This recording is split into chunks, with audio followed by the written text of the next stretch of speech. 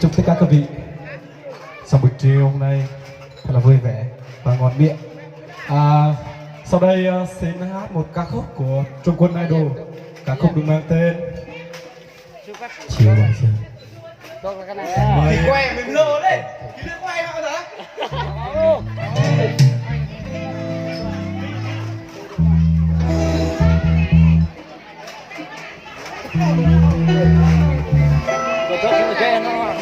Các bạn nhớ like và ủng hộ và đăng ký kênh các bạn nhé. Các bạn nhé. Các bạn gọi là đây là Đừng quên like nhá, đừng quên chia sẻ trên Facebook của các bạn nhé.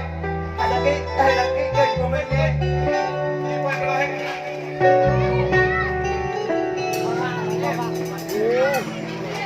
quay có quay này có gác ăn coi gác ăn đi quay cũng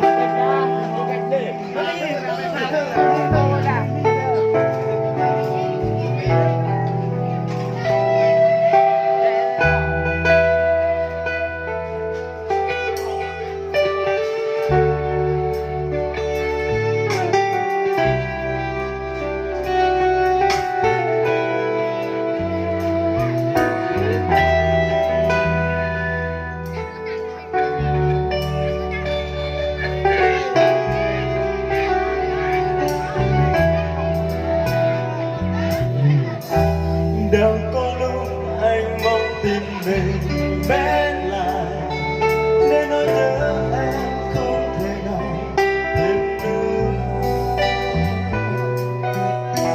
Đã có lúc anh mong ngừng thời gian trôi nên gió yêu sẽ không phai mờ. Nếu không hát lên nặng lòng làm sao biết anh thương em, anh sẽ nói em nghe những điều chưa bao giờ.